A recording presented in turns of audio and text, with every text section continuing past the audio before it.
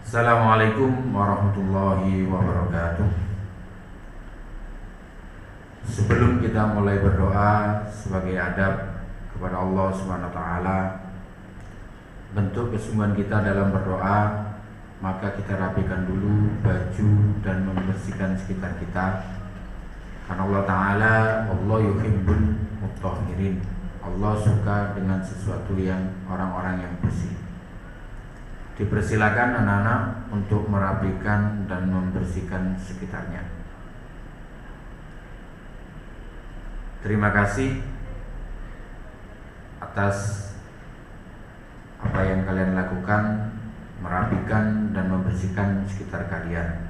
Sebelum materi KNU-an pada MBLS tahun ajaran 2021-2022 ini kita mulai, marilah kita membaca tawassul Fatihah, hadiah Fatihah.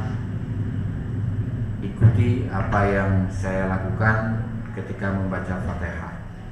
Ila hadratin Nabi Mustafa Muhammadin sallallahu alaihi wasallam wa ala alihi wa ashabihi wa dzurriyyati wa ahli baitil kiram, wa khususan ila sultanil awliya Syekh Qadir Jilani wa Syekh Bakar Sakrani wa Syekh Al-Busiri wa Syekh Al-Nasadili wa usulihim wa furu'ihim, wa khususan ila masyayikhina wa muallimina, wa nakhususan ila Haji Munir Hasim Latif. Syaulillahi lana wa lahumul Fatihah. A'udzu billahi minasy syaithanir rajim. Bismillahirrahmanirrahim. Alhamdulillahi rabbil alamin, arrahmanir rahim, maliki yaumiddin. Iyyaka na'budu wa iyyaka nasta'in. Ihdinas siratal mustaqim, siratal ladzina an'amta 'alaihim ghairil maghdubi 'alaihim waladdallin. Amin. Tolong anak-anak diamini doa ini. Bismillahirrahmanirrahim.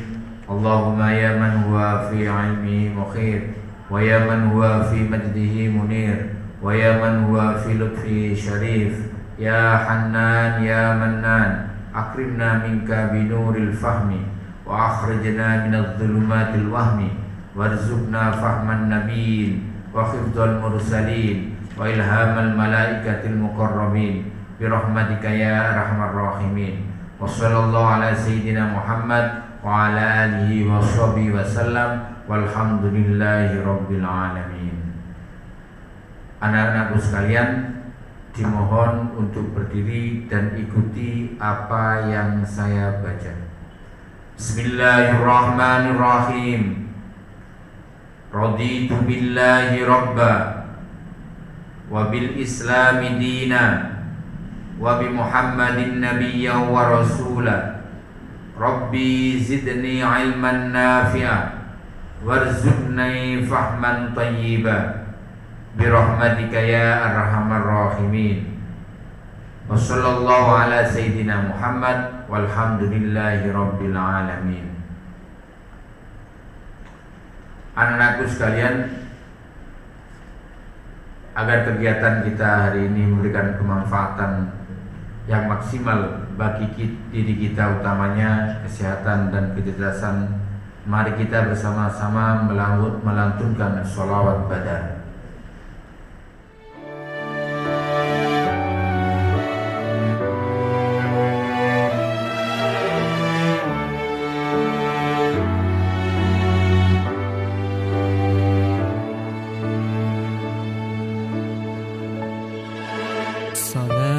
Salatullah, salamullah ala taha rasulillah. Salatullah, salamullah ala yasin habibillah. Salatullah, salamullah ala taha rasulillah. Salatullah, salamullah ala yasin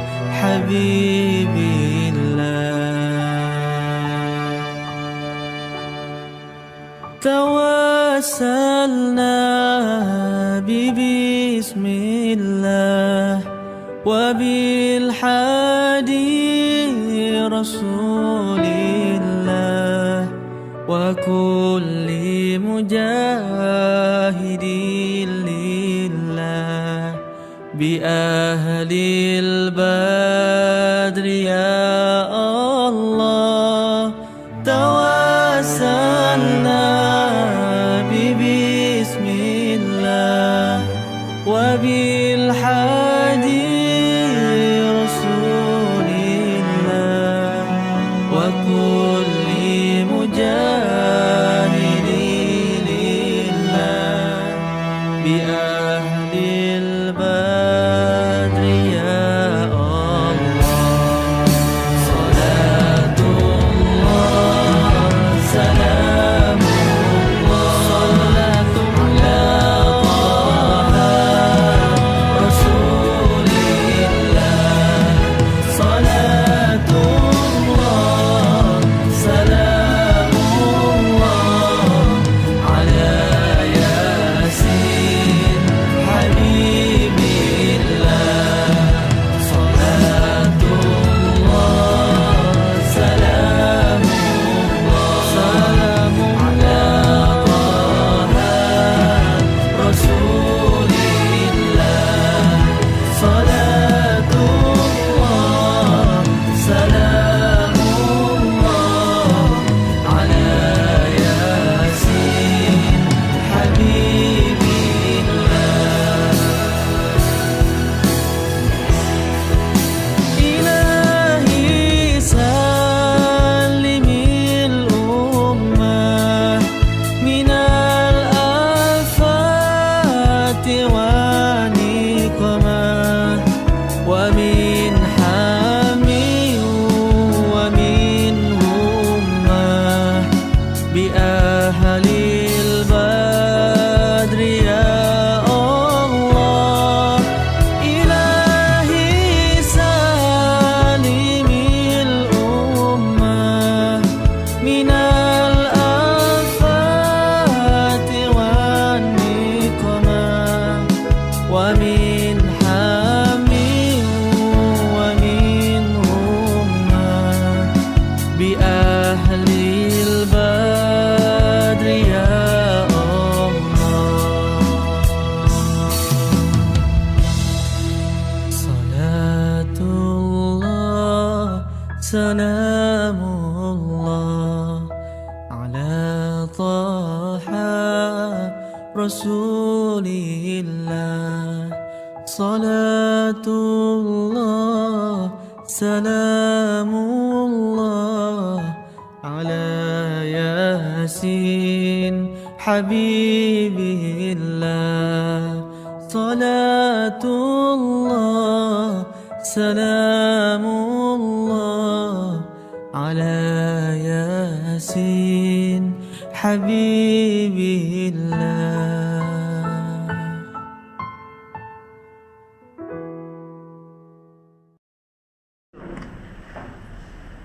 Alhamdulillah, kita telah menyaksikan bersama-sama video sholawat badar.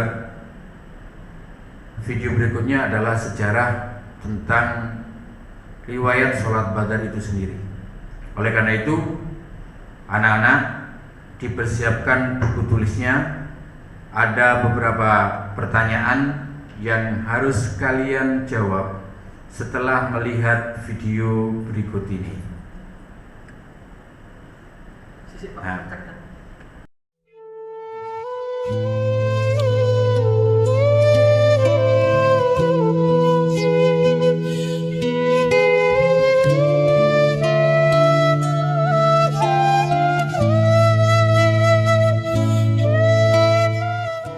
Sholawat Badar berisi puji-pujian kepada Rasulullah SAW dan ahli Badar, para sahabat yang mati syahid dalam perang Badar, berbentuk syair dan dinyanyikan dengan lagu khas.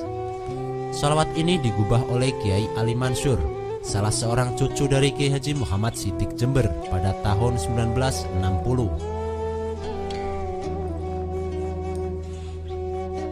Kiai Ali Mansur saat itu menjabat Kepala Kantor Departemen Agama Banyuwangi, sekaligus menjadi Ketua PCNU di tempat yang sama. Proses terciptanya sholawat ini penuh dengan misteri dan teka-teki.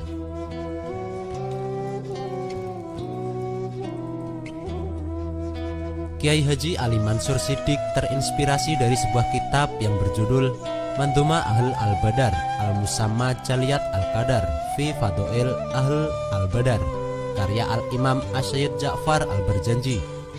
Dan sebelum menulis syair sholawat Badar, Kiai Ali bermimpi didatangi manusia-manusia berjubah putih bersorban hijau.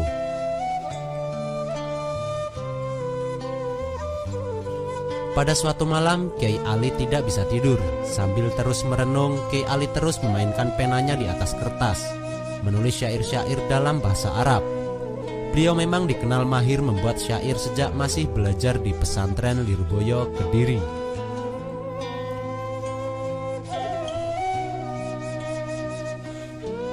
Kegelisahan Kiai Ali berbaur dengan rasa heran karena malam sebelumnya beliau bermimpi didatangi para habib berjubah putih hijau. Semakin mengherankan lagi karena pada saat yang sama istrinya mimpi bertemu Rasulullah Shallallahu Alaihi Wasallam.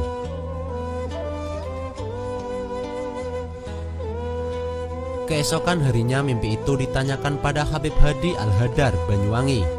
Habib Hadi menjawab, "Ya akhi, itu ahli Badar." Kedua mimpi aneh dan terjadi secara bersamaan itulah yang mendorong dirinya menulis syair yang kemudian dikenal dengan Sholawat Badar.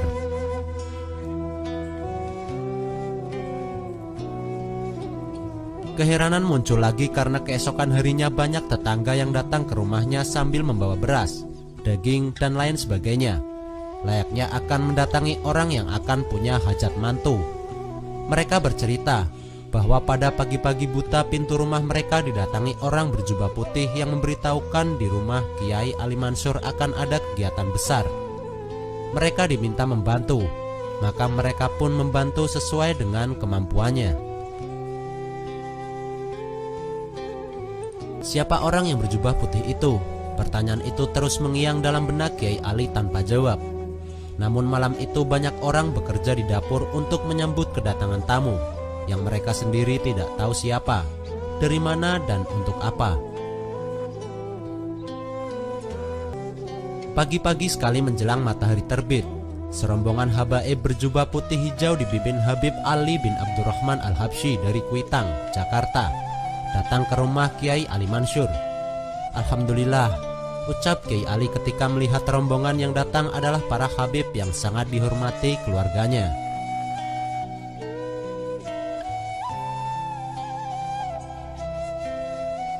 Setelah berbincang basa-basi sebagai pengantar, membahas perkembangan PKI dan kondisi politik nasional yang semakin tidak menguntungkan, Habib Ali menanyakan topik lain yang tidak diduga Kiai Ali.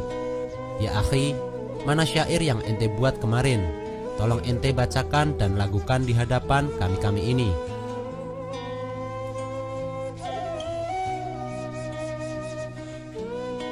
Tentu saja Kiai Ali terkejut, sebab Habib Ali tahu apa yang dikerjakannya semalam.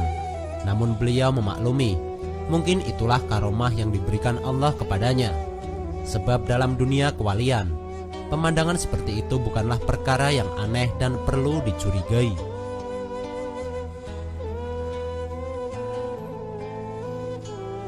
Segera saja Kiai Ali mengambil kertas yang berisi sholawat Badar hasil gubahannya semalam, lalu melakukannya di hadapan mereka. Kiai Ali juga memiliki suara yang bagus. Di tengah alunan suara sholawat Badar itu, para habib mendengarkannya dengan khusyuk. Tak lama kemudian mereka meneteskan air mata karena haru.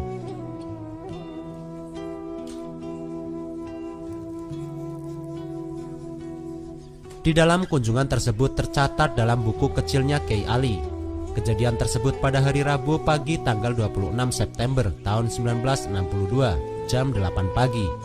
Pada kesempatan itu dibacakan Maulid Al-Azab dan ceramah agama. Di antara yang memberikan ceramahnya adalah Habib Ali Al-Habsyi Kuitang, Habib Muhammad bin Ali Al-Habsyi Kuitang, dan anak-anakku sekalian, sholawat yang barusan kita lantunkan adalah sholawat Badar yang sangat terkenal di seluruh dunia.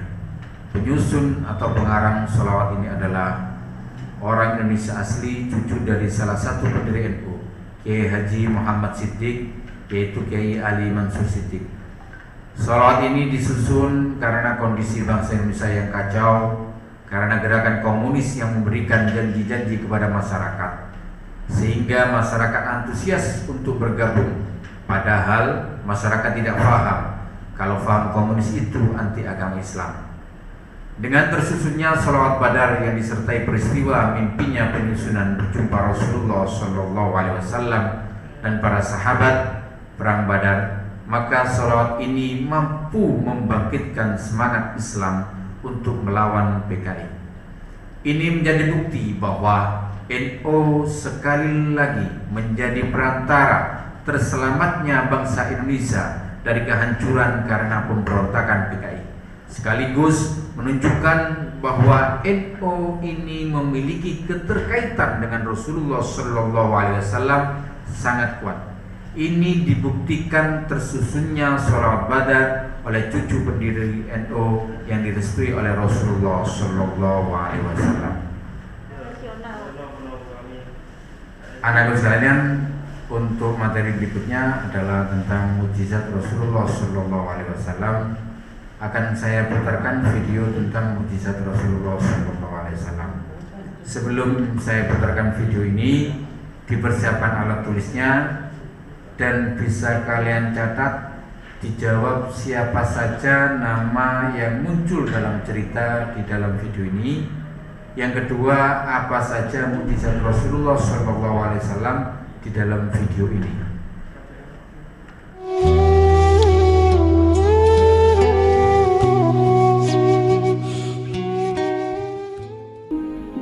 Tentang permintaan Habib bin Malik, pergilah engkau kepadanya untuk membuktikan kerasulanmu. Sesungguhnya Allah yang menjalankan matahari dan bulan, serta mengganti siang dengan malam. Habib bin Malik mempunyai seorang putri cacat, tidak punya kaki dan tangan, serta buta.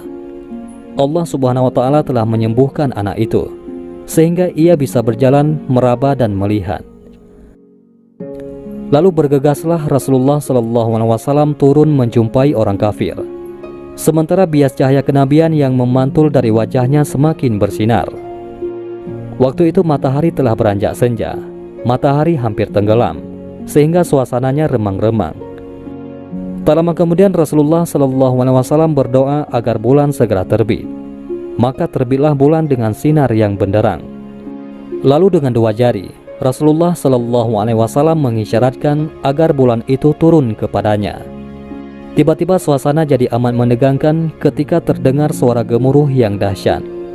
Segumpulan awan mengiringi turunnya bulan ke tangan Nabi Muhammad SAW. Segera setelah itu, beliau SAW membelahnya menjadi dua bagian. Lalu beliau masukkan ke lengan baju kanan dan kiri. Tak lama kemudian, beliau SAW mengeluarkan potongan bulan itu dan menyatukannya kembali. Dengan sangat takjub, orang-orang menyaksikan Rasulullah SAW memegang bulan yang bersinar dengan indah dan cemerlang. Bersamaan dengan itu pula, bulan mengeluarkan suara, Asyhadu an la ilaha illallah wa asyhadu anna Muhammadar Rasulullah. Menyaksikan keajaiban itu, pikiran dan perasaan semua yang hadir terguncang. Sungguh, ini bukan mimpi, melainkan sebuah kejadian yang nyata. Sebuah mukjizat luar biasa hebat yang disaksikan sendiri oleh Raja Habib bin Malik. Ia menyadari, itu semua tak akan mungkin terjadi pada manusia biasa, meski ia lihai dalam ilmu sihir sekalipun. Namun, hati Raja Habib masih beku. Maka ia pun berkata, "Aku masih mempunyai syarat lagi untuk mengujimu." Belum lagi Raja Habib sempat melanjutkan ucapannya, Rasulullah memotong pembicaraan. "Engkau mempunyai putri yang cacat, bukan? Sekarang Allah Subhanahu wa Ta'ala telah menyembuhkannya dan menjadikannya seorang putri yang sempurna." Raja Habib pun terkejut karena tidak ada siapapun yang tahu penyakit anaknya itu, yaitu lumpuh dan matanya buta, kecuali orang-orang istana dan mereka yang dekat dengannya saja. Mendengar itu, betapa gembiranya hati Raja Habib. Spontan ia pun berdiri dan berseru, "Hai penduduk Makkah, kalian yang telah beriman jangan kembali kafir, karena tidak ada lagi yang perlu diragukan. Ketahuilah, sesungguhnya aku bersaksi, tiada Tuhan selain Allah dan tiada sekutu baginya. Dan aku bersaksi, sesungguhnya Muhammad adalah utusan dan hambanya.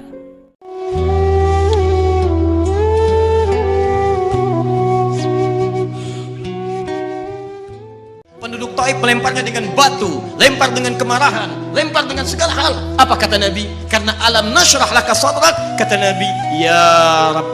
Ketika dua malaikat penjaga bukit mengatakan, angkat tanganmu Muhammad, mud yadaika ilas sama, angkat tanganmu ke langit dan mohonkan kepada Allah supaya kami angkat gunung Taif untuk menghimpit mereka yang tidak punya sopan santun itu. Murka malaikat. Bagaimana Rasulnya dilempar dengan batu, berdarah menetes, bentengnya Zaid bin Thabit luar biasa, tidak mampu menghalanginya. Apa yang terjadi? Nabi, alam nashrah laka sadrak, kalimat mulia mengalir di lisannya. La, mohon jangan lakukan itu. Fa innahum qaumun la ya'lamun. Mereka hanya belum mengetahui saja. Saya bermohon kepada Allah, kelak di bumi Taif ini akan nampak laki-laki, perempuan, besar, kecil, tua, muda yang akan mengatakan beriman kepada Allah dan Rasul. Lalu lantas beliau berkata kepada Allah dengan kalimat yang mengalir syahdu, dengan darah yang masih mengucur, dengan kalimat yang berbelas kepada Allah, Ilahi, ila man takiluni, am ila ba'idin yu'limuni, a ila qaribin yu'dhini, fa ana radin ya Rabb, ma lam taghdab alayya, la hawla wa la quwwata illa billah. Ilahi, duhai Allah, ila man takiluni, setelah dari sini yang saya dilempari, saya dihujat, kemana lagi engkau akan antarkan saya? A'ila qaribin yu'dhini, apakah ke tempat yang dekat dari sini dan saya akan disakiti lagi? Am ila ba'idin yu'limuni, atau tempatnya masih jauh yang harus saya tempuh, tapi di tempat itu saya akan dihinakan lagi. Ana radin, saya ridha ya Allah, malam taghdab alayya, sepanjang engkau yang tidak murka kepada saya.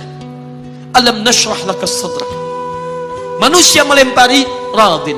Manusia menghujat, radin. Malam taghdab alayya, sepanjang engkau tidak murka kepada saya. Muhammad sallallahu alaihi wasallam. Anak sekalian, apa yang dapat kita simpulkan dari video tadi?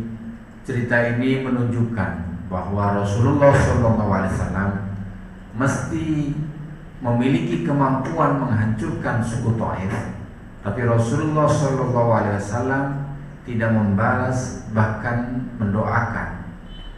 Pertama, ini sesuai dengan ayat wa qala Allah Ta'ala fi kitabil karim, a'udzu billahi minasyaitonir rajim, wa ma arsalnaka illa rahmatan lil alamin.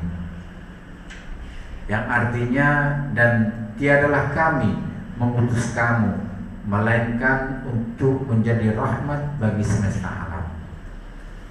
Anak-anakku sekalian, dari sifat rahmatnya inilah, mungkin ada dari kalian ada yang tahu apakah itu mabadi ummah.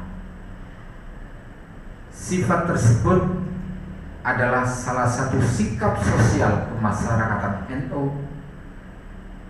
Apa saja mabadul khairul ummah itu?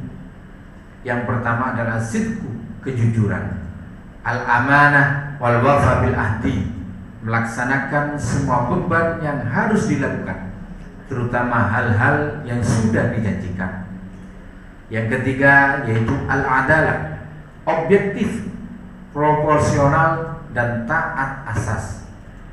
Yang nomor 4 at-ta'awun, yaitu tolong menolong.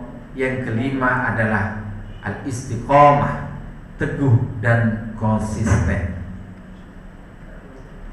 Yang kedua, sesuai dengan sifat Rasulullah SAW yang selalu mendoakan umatnya agar mendapatkan limpahan rahmat dan ampunan dari Allah Subhanahu wa taala, sesuai dengan ayat firman Allah, qala Allah Ta'ala fi kitabil karim, a'udzu billahi minasyaitonir rajim, innallaha wa malaikatahu yusholluna 'alan nabi ya ayyuhalladzina amanu shallu 'alaihi wa sallimu taslima.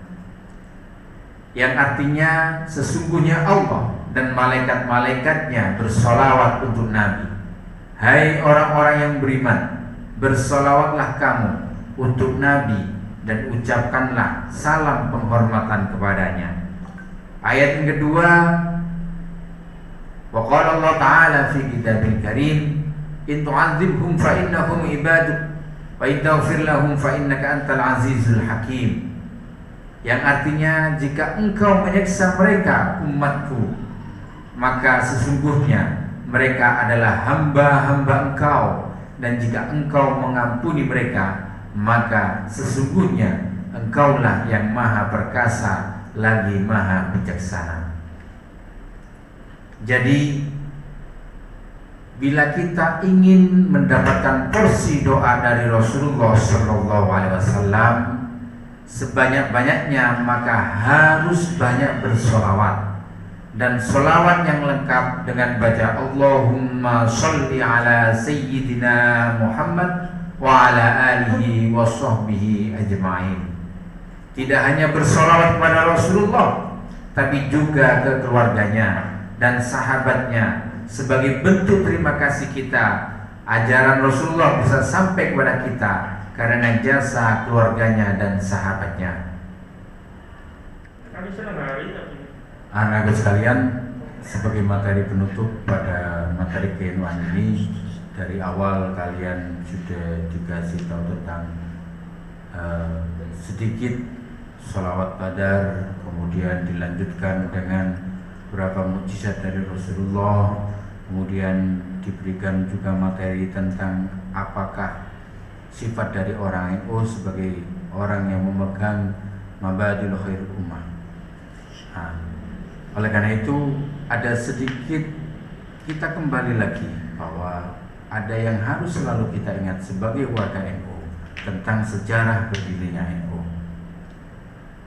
NU atau Jamiah Nahdlatul Ulama berdiri pada tanggal 16 Rajab tahun 1344 Hijriah, bertepatan dengan tanggal 31 Januari 1926 Masehi di Surabaya. Pendirinya adalah Kiai Wahab Hasbullah, Kiai Haji Hasim Asy'ari, Kiai Haji Bisri Jombang, Kiai Haji Ridwan Semarang, dan lain-lainnya.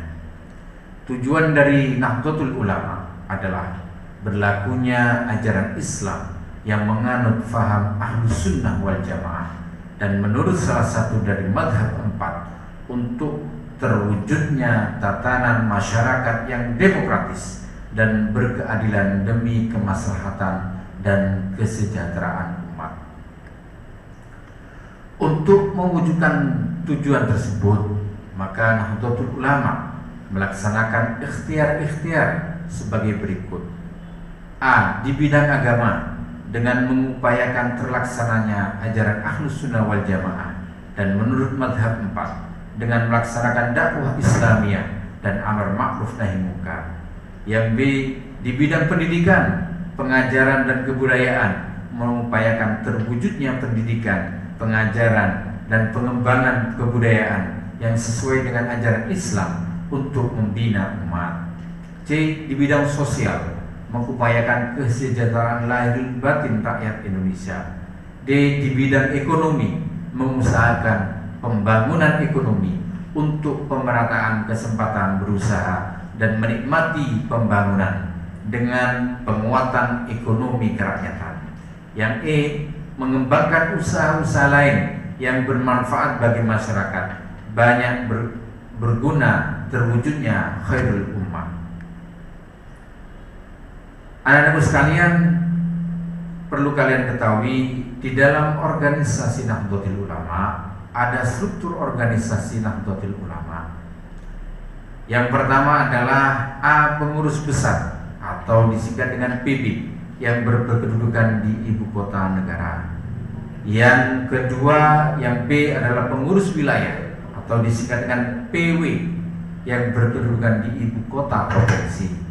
Yang C adalah pengurus cabang atau yang disingkat dengan PC yang berkedudukan di ibu kota kabupaten. Yang keempat adalah pengurus cabang istimewa berkedudukan di luar negeri, karena kemungkinan ada negeri-negeri tertentu, ada sebuah negara tertentu yang berkeinginan warga NU-nya didirikan tempat berkumpulnya mereka sehingga dibuat cabang istimewa, yaitu pengurus cabang istimewa di sebuah negara selain negara Indonesia. Yang E adalah pengurus majelis wakil cabang atau yang disingkat dengan MWC yang berkedudukan di ibu kota kecamatan. Yang F adalah pengurus ranting yang berkedudukan di kelurahan. Adapun kepengurusan Nahdlatul Ulama terdiri dari, jadi di setiap pengurus besar, entah pengurus wilayah, entah pengurus cabang, itu ada susunan pengurus. Yang pertama ada Muhtasyar, Suriah, dan Tanfidiyah. Muhtasyar merupakan penasehat yang terdapat di tiap tingkat kepengurusan kecuali tingkat ranting. Suriah adalah pimpinan tertinggi Nahdlatul Ulama. Yang ketiga ada Tanfidiyah. Tanfidiyah adalah pelaksana kebijakan organisasi. Anak-anakku sekalian, setelah apa yang telah saya berikan materi pada pagi hari ini, maka bisa kita simpulkan bahwa satu, ajaran NU pasti bersumber dari Rasulullah SAW yang dibawa oleh para ulama. Di sini di bagian ini disebutkan bahwa dari Rasulullah, kemudian kepada sahabat Anas bin Malik, kemudian pada tabi'in Ja'far Shadiq bin Zainal Abidin bin Husain bin Ali, kemudian kepada tabi'in yang Imam Malik punya murid namanya Imam Syafi'i, kemudian Imam Syafi'i punya murid namanya Imam Ibnu Hanbal. Terus ada dari jalur sisi yang lain dari sahabat Ibnu Umar bin Khattab, kemudian Imam Nafi. Imam Nafi punya santri yang namanya Imam Malik dan Imam Hanafi. Kalau dilihat dari bagian ini bisa disimpulkan bahwa madhab 4 merupakan madhab keilmuan yang dipegang oleh warga NU yang bersumber dari Rasulullah SAW. Yang kedua, NU berperan penting mulai dari berdirinya Indonesia hingga mencegah terjadinya kehancuran Indonesia.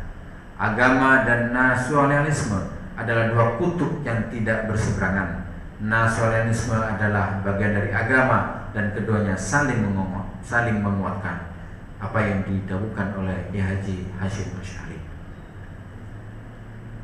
Anak-anak sekalian, tugas untuk kalian adalah di akhir materi ini adalah membuat video sholawat badar dan diunggah di Instagram dan men-tag @YPM sepanjang. Alhamdulillah, anak-anak sekalian, materi ke-NU-an yang saya sampaikan pada pagi hari ini semoga bisa bermanfaat bagi kita semua, sehingga mengkokohkan dan menguatkan rasa cinta kita kepada NU dan rasa cinta kepada sekolah kita yang bernaungan di bawah Nahdlatul Ulama. Sebelum kita akhiri, marilah kita berdoa bersama dengan doa akhir belajar. Anak-anak, diamini doa yang saya sampaikan ini. A'udzubillahi minasyaitonirrajim. Bismillahirrahmanirrahim. Allahumma shalli wa sallim ala sayyidina Muhammad wa ala ali sayyidina Muhammad walhamdulillahi rabbil alamin. Allahumma inni astaudiuka ma 'allamtani fardhu ilayya inda hajati ilayhi wa la tumsini ya rabbal alamin. Wassallallahu ala sayyidina Muhammad wa ala alihi wa sahbihi wa sallam walhamdulillahi rabbil alamin. Anak-anakku,